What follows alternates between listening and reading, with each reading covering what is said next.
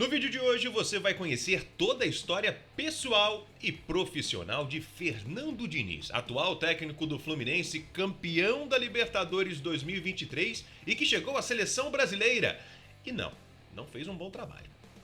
Se inscreve aí no canal e ative o sininho, porque a gente vai ter muitas novidades no canal Samba Food. Chega mais!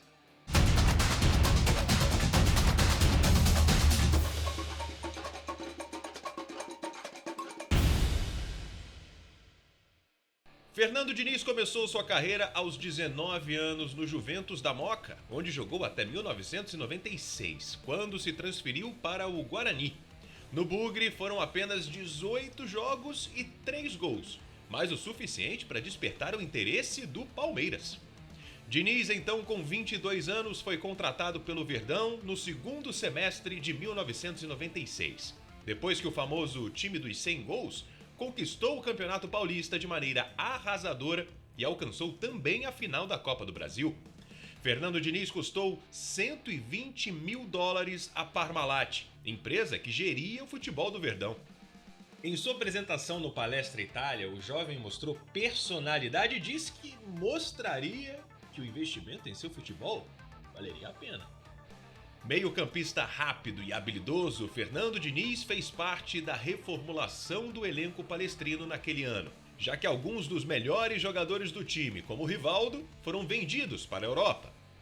E no Palestra, Diniz passou por uma situação no mínimo curiosa. Ele estava concentrado com o grupo que iria enfrentar o Atlético Mineiro pelo Campeonato Brasileiro, mas foi obrigado a ser liberado para ser mesário no segundo turno das eleições municipais de 1996. Após deixar o Palmeiras, foi defender as cores do Corinthians entre 1997 e 98. Por lá, o jogador conquistou o Campeonato Paulista de 97 e ajudou o Timão a escapar do rebaixamento no Brasileirão. Sem espaço no Corinthians, Diniz transferiu-se para o Paraná em 1998 e mais uma vez mostrou ser um bom jogador. As boas atuações no tricolor paranaense chamaram a atenção do Fluminense, que contratou o jogador em 2000. Lá, fez parte da equipe que conquistou o Campeonato Carioca de 2002. Diniz ficou nas Laranjeiras até meados de 2003. E parece que o Diniz gostava mesmo de jogar em clubes rivais. Em abril de 2003, ele foi para o Flamengo, em uma negociação que envolveu uma troca com Lopes. E a estreia do meia, então com 29 anos, foi curiosamente contra o seu ex-clube, Fluminense. Ele entrou no lugar de Fábio Baiano numa goleada por 4-1, válida pelo Campeonato Brasileiro. Mas da Gávea, Diniz não conseguiu repetir as mesmas atuações dos tempos de Fluminense. Sofreu com algumas lesões e fez apenas 12 jogos no Mengão. O único gol que Diniz marcou com a camisa do Flamengo foi no empate em 1-1 contra o São Caetano no estádio Anacleto Campanella. A partir daí, sua carreira como jogador não vingou mais. Em 2004, acabou sendo negociado com o Juventude. Depois, Cruzeiro, Santos, Paulista de Jundiaí, Santo André, Juventus da Moca e Gama, onde encerrou sua carreira aos 34 anos. Mas de onde veio o Fernando Diniz treinador? Acredite, foi uma ascensão meteórica. Diniz se aposentou como jogador em 2008 e iniciou a carreira no Votorantim em 2009, conseguindo já em seu primeiro ano como técnico os títulos do Campeonato Paulista Série A3 e Copa Paulista. No ano seguinte, levou o clube à segunda fase da Copa do Brasil de 2010, sendo eliminado pelo semifinalista daquela edição, o Grêmio.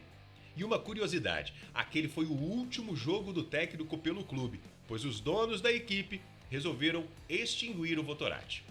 Prestigiado no interior, Fernando Diniz aceitou a proposta do próprio Paulista de Jundiaí e dirigiu a equipe na Copa Paulista de 2010. E Diniz já tinha em mente como seria seu estilo de jogo, já sem posições fixas e extremamente inovador. Era convicto quanto a isso, mas gerou desconfianças da torcida.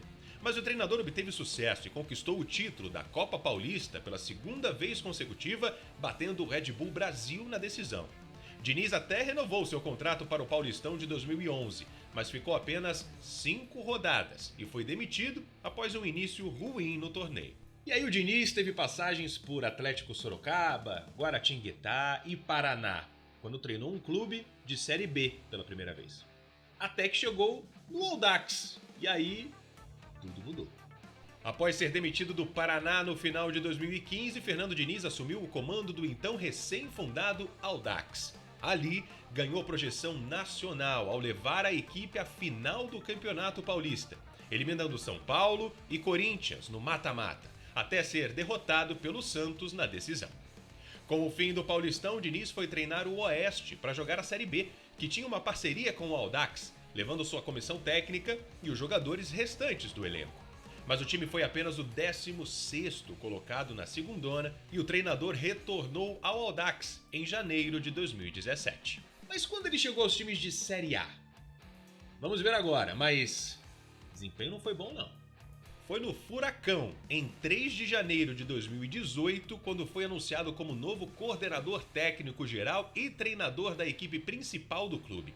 Diniz teve tempo para implementar seu estilo de jogo para a disputa da Copa do Brasil, Sul-Americana e Brasileirão, mas em 21 jogos pela equipe, Diniz teve 5 vitórias, 7 empates e 9 derrotas, 34% de aproveitamento e foi demitido. Depois, Fernando Diniz passou por Fluminense, onde até recebeu o prêmio de melhor treinador do Cariocão, São Paulo, que ficou famoso aquele caso do Perninha com o Tietê, Santos, Vasco e de novo Fluminense. Diniz volta ao Flusão em 30 de abril de 2022, assumindo a equipe após a saída de Abel Braga. No dia 26 de maio, o Fluminense de Fernando Diniz aplicou a maior goleada da história da Copa Sul-Americana, 10-1 sobre o Oriente Petroleiro da Bolívia. Já pelo Campeonato Brasileiro, fez uma boa campanha, terminando em 3º lugar e garantindo uma vaga na fase de grupos da Copa Libertadores. E veio mais.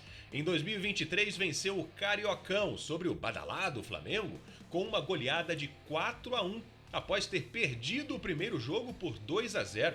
Foi o primeiro título de expressão do técnico.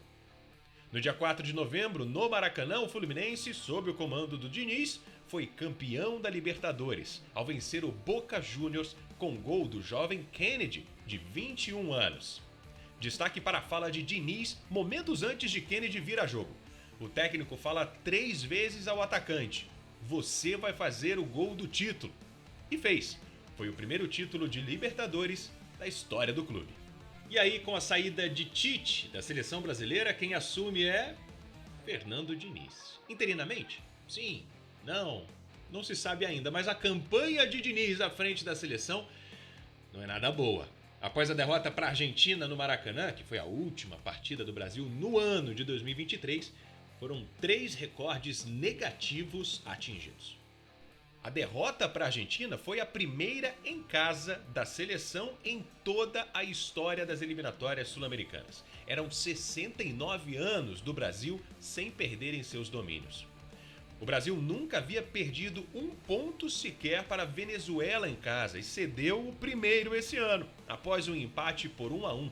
E para fechar, a seleção terminará o ano com campanha negativa, tendo apenas 3 vitórias, 1 empate e 5 derrotas. Isso não acontecia desde 1963. E aí, até onde você acha que chega o Fernando Diniz, hein? Diz aí nos comentários e se inscreve aqui no canal. Quer conhecer um pouco mais sobre o famoso dinizismo? Como funciona o estilo de jogo do Fernando Diniz? Clica aqui nesse card, aqui em cima, que a gente criou um vídeo explicativo falando tudo sobre o estilo de jogo dele. Valeu, abraço!